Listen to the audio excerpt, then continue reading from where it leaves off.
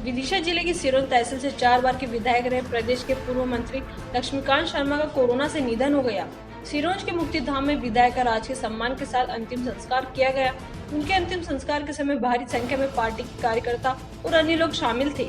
उनके निधन से पूरा सिरोंज विधानसभा क्षेत्र में शोकाकुल का माहौल है। पूर्व मंत्री लक्ष्मीकांत शर्मा का कोरोना से निधन हुआ। वो विकास पुरुष के नाम से पहचाने जाते थे। बता दें कि बीती 11 मई को कोरोना संक्रमित होने के बाद भोपाल के चिरायु अस्पताल में उनका इलाज चल रहा था।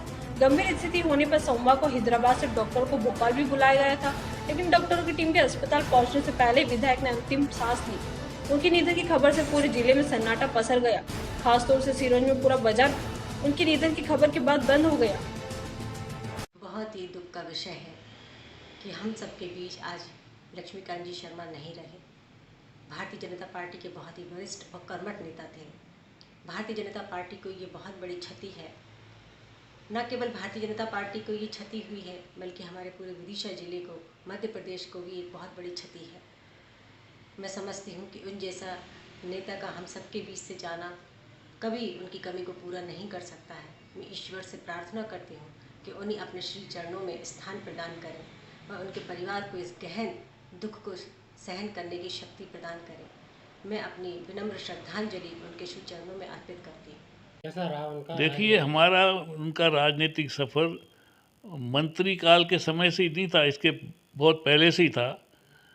भवानी सिंह जी रघुवंशी विधायक थे। उसके बाद जब सीट के लिए नए उम्मीदवार की तलाश चल रही थी, तो उस समय लक्ष्मीकांत जी शर्मा हमारे संपर्क में आए।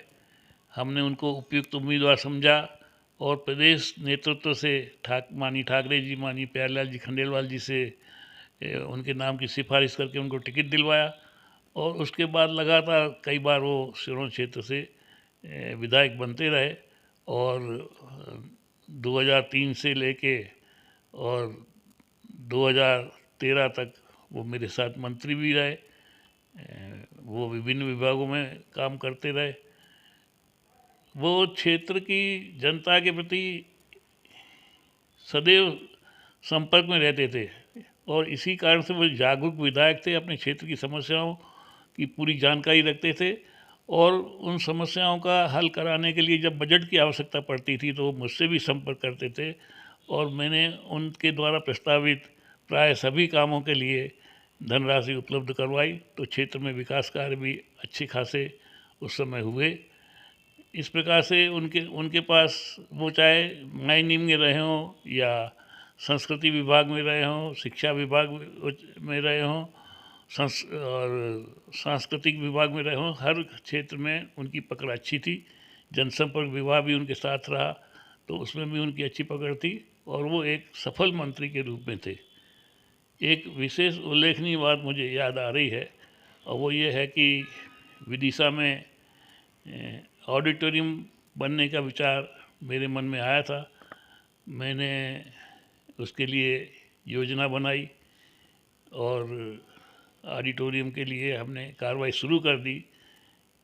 ये बात मैंने उस समय की हमारी सांसद सुषमा स्वराज जी से चर्चा की तो उन्होंने कहा कि आप राज्य सरकार से छोटा ऑडिटोरियम बनवा पाओगे, आप मेरे पास प्रस्ताव भिजवा दो तो मैं अच्छा खासा केंद्रीय फंड से पैसा दिलवा कर ऑडिटोरियम बनवा दूंगी।